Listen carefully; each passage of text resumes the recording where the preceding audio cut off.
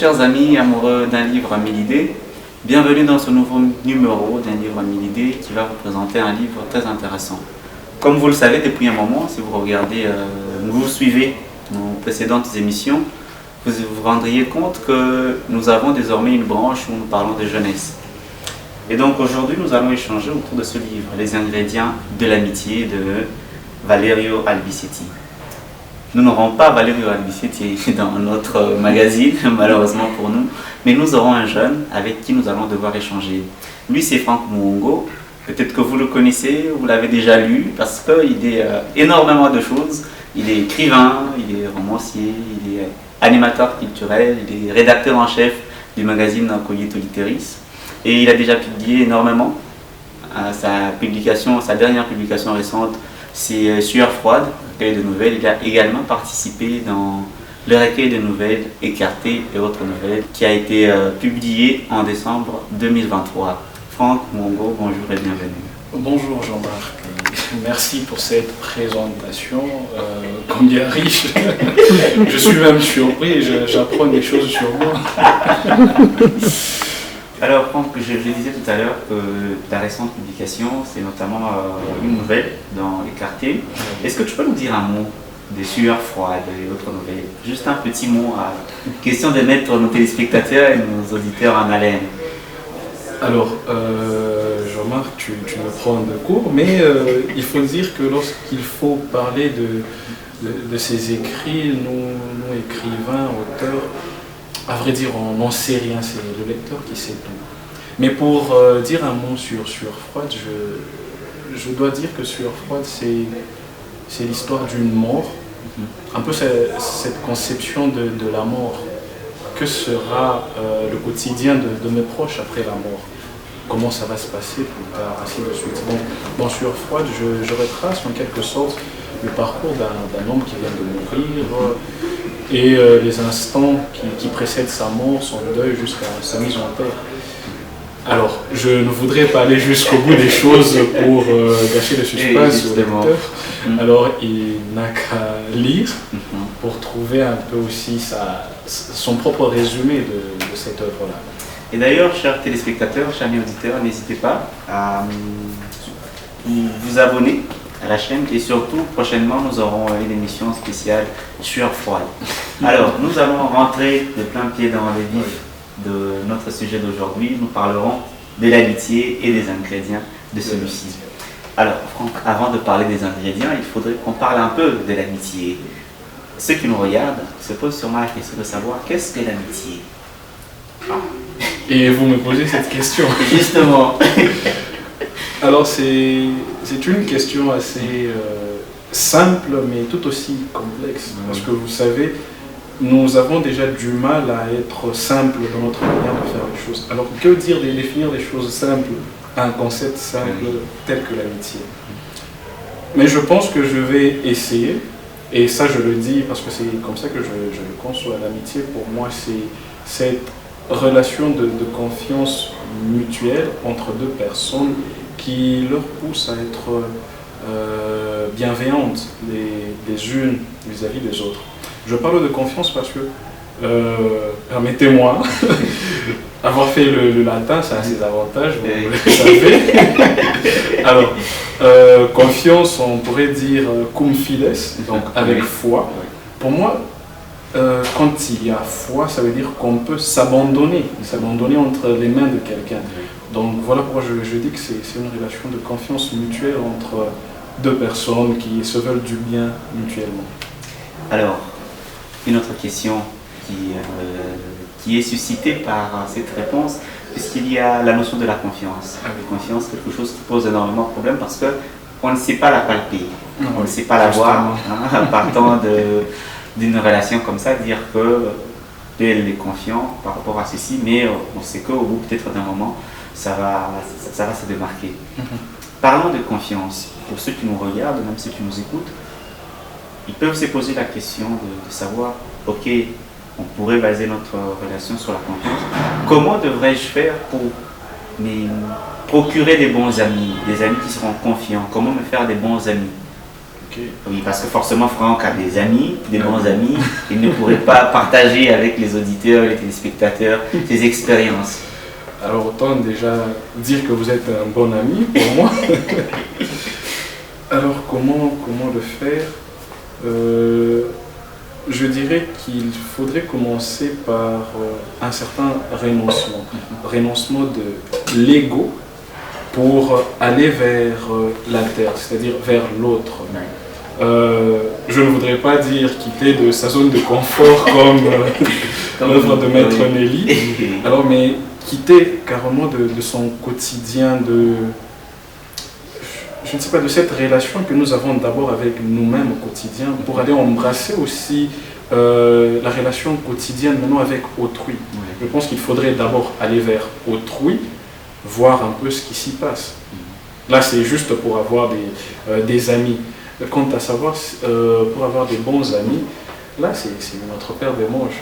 Parce qu'un bon ami, c'est aussi rare. C'est aussi rare que l'on été d'ailleurs. Un bon ami, je pense que pour l'avoir, il faudrait tout d'abord être vrai en allant vers autrui et demander à ce que la personne que nous rencontrons soit aussi vraie. Parce que la vérité, pour moi, est indissociable de l'amour. Et quand on dit vérité, amour, on fait référence aussi à Dieu. Donc pour moi, je trouverais évident que pour avoir des bons amis, il faudrait d'abord être vrai et aimant. Je pense que même souvent dans nos relations avec des gens, il arrive souvent qu'on puisse nous vouloir du mal sans que nous n'ayons rien fait pour les susciter. Et quand on est vrai et aimant, même les méchants, ça les dérange carrément. Vous faites du mal à quelqu'un, mais il est toujours aussi aimant envers vous. Alors vous voyez que ça déstabilise, soit on changera, soit on s'en ira. Donc si on s'en va, c'est qu'on est mauvais ami, mais si on reste, c'est qu'on veut être bons amis.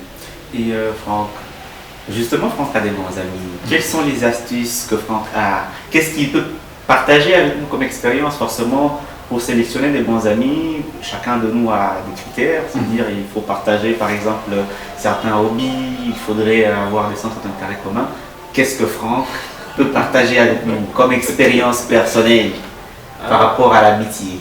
Vous me demandez quoi ça, en quelque sorte la potion magique, le secret du bonheur. Oui.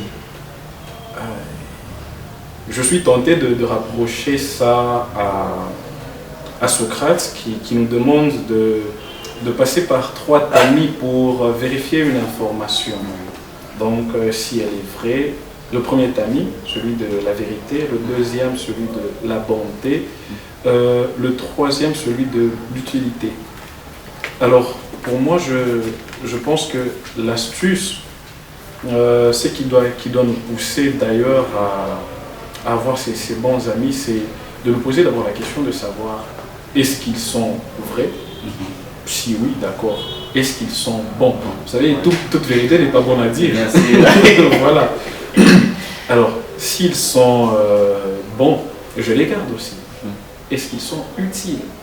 Il y a de ces amis avec lesquels vous pouvez parler des heures, mais pourquoi? Pour quelle finalité? On ne sait pas. Alors, s'ils sont utiles, là, on les garde aussi. Ça ne veut pas dire que l'amitié est quelque chose qui cache un intérêt au fond. Mais je pense que quand on décide de vouloir être ami avec quelqu'un, c'est qu'on veut transcender un peu quelque chose. Alors pour ce faire, il y a des choses sur lesquelles l'amitié doit reposer. Donc pour moi, je pense que la première astuce serait d'abord d'y intégrer la vérité, la bonté, l'utilité, et tout ça, je pense que ça ferait un très bon tour. Alors, très chers amis, vous avez au moins, je pense, capté quelque chose. Vérité, bonté. Ce sont peut-être de notions, de concepts simples, mais qui ont une profondeur que l'on doit percer pour vraiment se faire des bons amis. Alors, tout à l'heure, Franck, tu as dit l'amitié, c'est cette relation entre deux personnes. Ah, j'ai beaucoup aimé parce que ce n'était pas assez spécifique, donc ça me permet de poser des questions. Alors, on va devoir parler de l'amitié fille-garçon, parce que ça pose beaucoup de problèmes. Ah oui. Ça pose beaucoup de problèmes dans notre société, ça pose des problèmes de parents qui ne font pas confiance aux jeunes, des jeunes qui ne font pas confiance aux parents. Du coup, il y a cette étape d'ailleurs de l'adolescence qui arrive. On veut découvrir le monde, on veut découvrir l'autre. Amitié fille-garçon. La question que l'on va poser à Franck, ce serait de savoir pourquoi est-ce que dans la société cela semble poser un problème, cette amitié entre filles et garçons. Comment est-ce que c'est perçu? Parce que les parents, forcément, ils perçoivent cela comme un danger. Qu'est-ce qui fait que les parents perçoivent cette amitié fille-garçon comme un danger? Alors c'est une très bonne question, Jean-Marc. C'est perçu comme un danger parce que, de mon point de vue d'ailleurs, qui n'est pas universel, je pense que tout cela provient des centres d'intérêt. Parce que étant homme ou étant garçon, nous n'avons pas les mêmes centres d'intérêt que les femmes ou les filles. C'est-à-dire, alors, les parents ou la société, souvent à un certain âge, pensent qu'il y aura un choc entre les besoins des garçons et les besoins des filles. Alors, de ce choc-là, pourrait naître ce conflit d'intérêts. Dans quel sens? Pour un homme, par exemple, aussi, on pourrait dire que les intérêts de la femme sont prédominants par rapport à ses intérêts à lui. Et on le voit, et peut-être aussi je dois encore le dire, on le voyait dans notre enfance. Nous avions des amis que nous qualifions d'un peu femmes, sans pour autant taquiner quiconque. Voilà. Et il y avait de ces femmes-là aussi qu'on qualifie aussi d'hommes. Alors là, ça va encore, c'est dans l'enfance, c'est sur base du comportement. Mais lorsque nous allons à l'adolescence, là maintenant les intérêts divergent un peu plus. Il y a la puberté, la découverte du moi, de sa sexualité. Alors, vous voyez, c'est ces intérêts-là qui entrent en conflit. Et je pense que c'est de là que naît cette peur-là de la société et même des parents. Je dis, voilà, ok, ma fille, être amie avec un homme, ah non, attention avec ça. L'homme à cet âge, il pense à ceci, il pense à cela, et on a peur que cela puisse te distraire toi. Donc je pense que c'est cette peur-là, que les intérêts des uns puissent prédominer par rapport aux intérêts des autres, qu'on s'oublie en quelque sorte. En étant papa. Mais je pense que j'irai en donnant une expérience assez personnelle, pour dire que, par exemple, chez moi, on m'avait toujours encouragé à avoir des amis, un de sexe opposé. Mais on me demandait aussi de les présenter à la maison. Alors je demanderais à certains parents d'être tolérants et de demander aussi à leurs enfants de toujours leur présenter leurs amis. C'est toujours bien. On savait que voilà, quand il a tel problème, on peut aller demander « Ton ami, ça va? Qu'est-ce qui ne va pas avec ton ami ?» On sait à qui aller demander. Et quand vous connaissez un peu les amis de votre fille ou de votre fils, vous savez un peu faire le suivi de cette amitié-là. Vous n'êtes pas assez collant, parce qu'il faut bien utiliser ce verbe. Les enfants pensent que les parents sont collants. Voilà, papa ne veut pas ceci, maman ne veut pas cela. Alors sans être collant, si l'enfant se sent déjà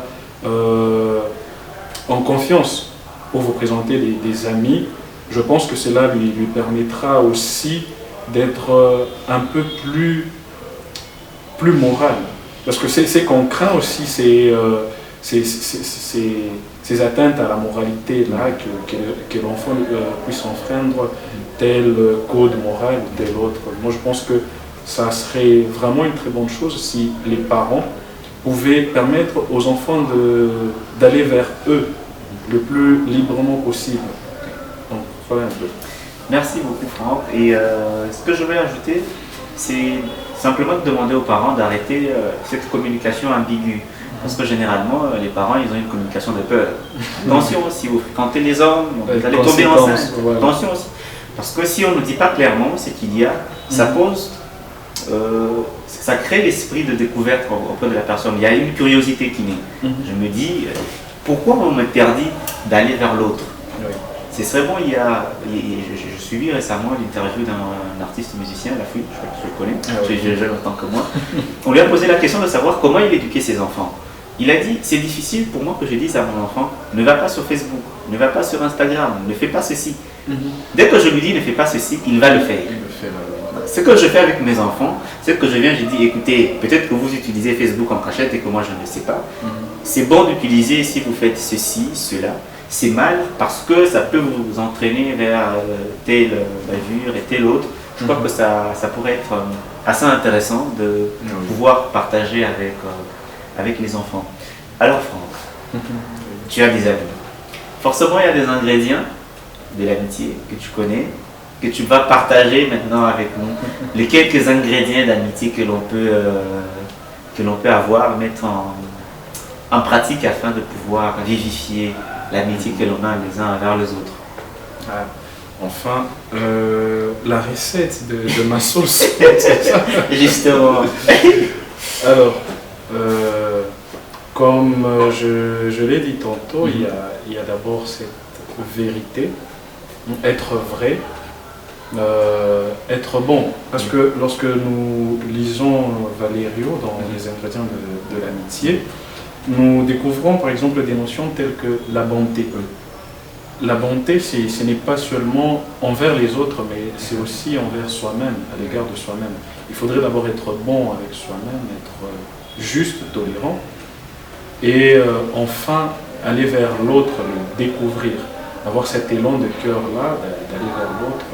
Et ensuite, il faudrait avoir de la discipline aussi. Mais pour couronner le tout, moi je pense que je pourrais nous ramener d'ailleurs à la Bible. Je ne maîtrise pas bien le verset, mais je pense que c'est dans Corinthiens où on parle de l'hymne à l'amour. L'amour ne jalouse pas, l'amour est aimant. Alors, moi je pense qu'il faudrait prendre tous ces ingrédients-là, c'est-à-dire ne pas se régner soi-même, ne pas régner aussi la différence d'autrui, être aimant, ne pas jalouser, accepter que autrui, c'est l'autre moi qui n'est pas moi, comme le disait Jean-Paul Sartre. Donc, c'est accepter qu'il est un peu comme moi, mais ce n'est pas moi, il a aussi sa différence que je dois accepter, tout comme il m'accepte avec la mienne.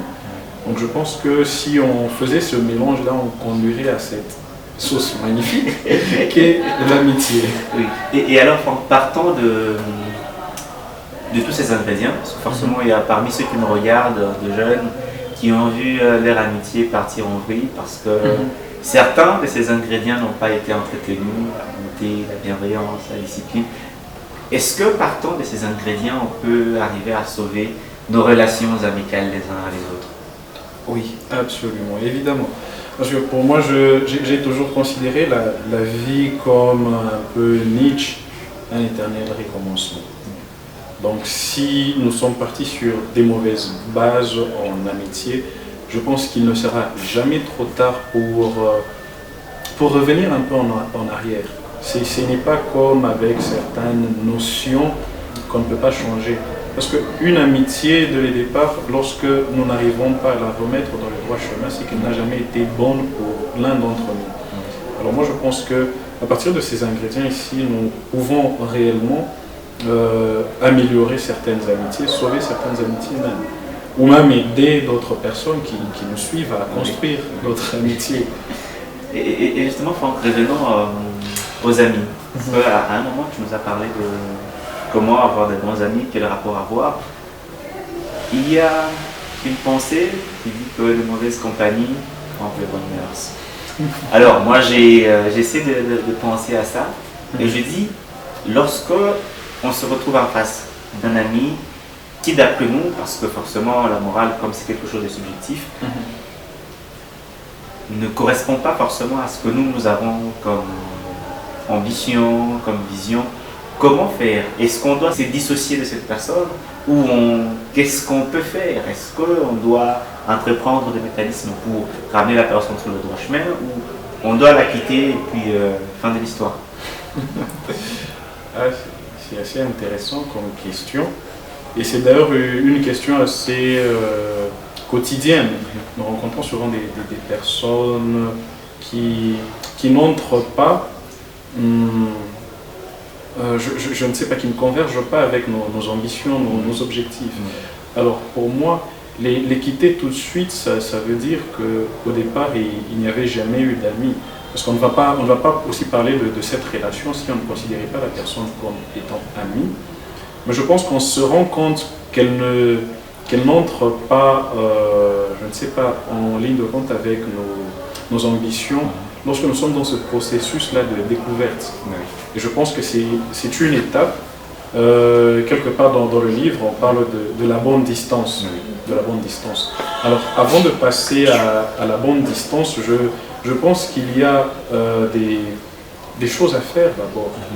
Au départ, lorsqu'on se livre à autrui, on est vrai avec la personne, on lui donne un peu, en quelque sorte, l'essence même de notre personne. Alors, lorsqu'on découvre que nous ne sommes pas pareils, d'abord, c'est qu'il y a une très bonne chose, ces différences-là, mais que si cette personne est mauvaise et qu'elle ne veuille pas changer après des tentatives, donc je dis d'abord qu'il ne faudrait pas la quitter tout de suite, mais voilà, essayer de voir si elle peut encore être sauvée. Vous pouvez bien sûr être la personne qu'elle attendait pour être changée, pour changer aussi. Peut-être qu'on ne l'a jamais comprise, qu'on l'a dissociée rapidement. Alors moi je pense qu'il faudrait essayer de bon cœur et voilà, attendre un résultat, même si le changement n'est pas effectif, mais il y aura toujours un petit changement.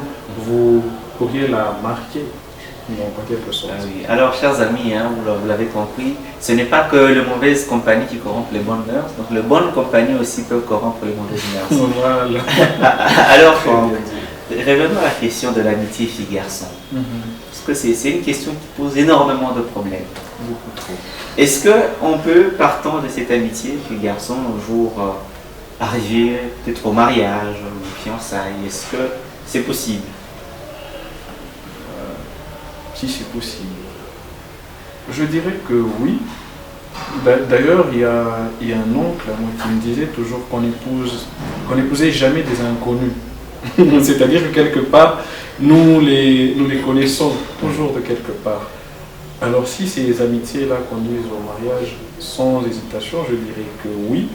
Mais ça ne veut pas dire aussi que avant d'abord de te marier avec quelqu'un, il aura fallu que vous soyez amis dans le passé. Mais aussi, il faudrait comprendre le mariage comme étant d'abord une amitié qui continue. Alors, je ne suis pas marié, donc encore une fois, je ne suis pas marié, je ne m'avancerai pas sur ce terrain-là. Moi, je pense aussi qu'il faudrait d'abord être amis, s'aimer et se marier, si c'est ça qu'on veut. Mais on peut encore rester amis, éternellement. Alors, l'amitié, comme tu as dit, c'est quelque chose de continuel.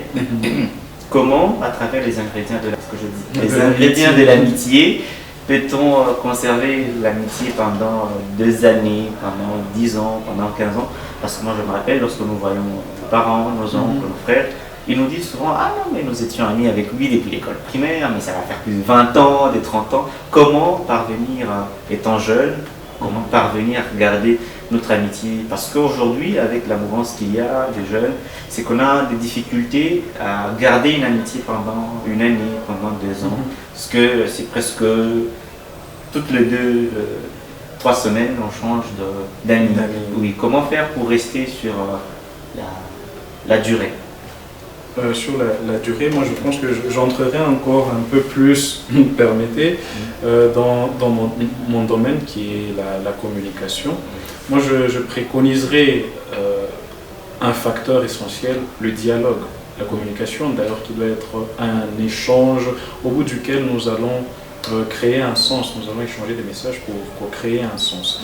Alors, le dialogue, et si je pense qu'aujourd'hui on élève un peu trop son ego.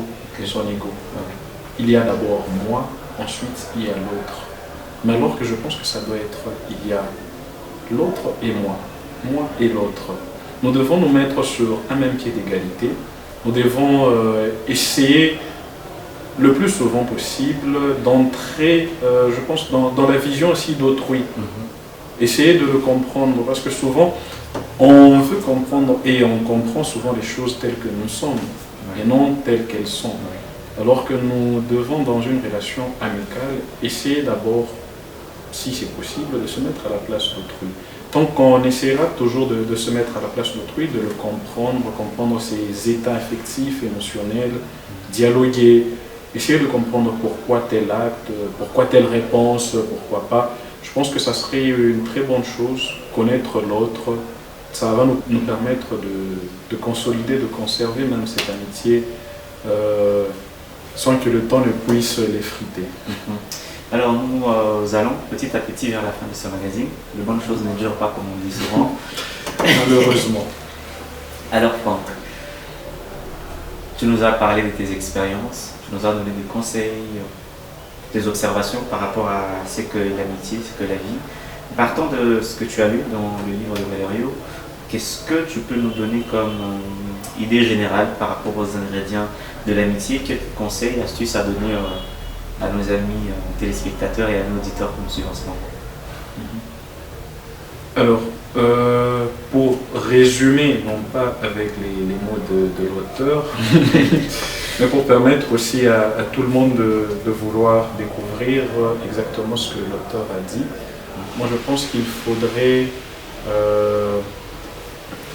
d'abord discuter, comprendre l'autre, ce que veut l'autre.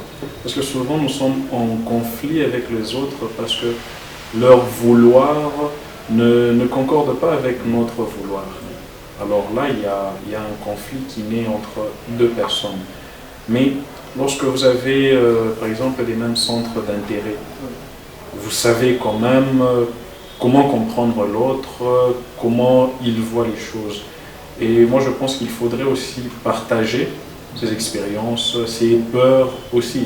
Justement parce que ce qui bloque beaucoup plus l'amitié, c'est la peur. La peur d'aller vers l'autre, la peur de découvrir d'abord l'autre. Parce que quand on veut découvrir l'autre, c'est qu'on s'est d'abord découvert soi-même. Or, il y a d'autres personnes qui se craignent. À un moment, je pense que j'avais peur de moi sur certains points, mais après, avec le temps, j'ai appris à m'accepter. Donc, s'accepter, reconnaître sa dignité. Il y a d'autres personnes qui ne se respectent pas elles-mêmes. Alors, c'est beaucoup plus difficile pour elles de respecter autrui. Je pense que le premier travail à faire, c'est d'abord sur soi.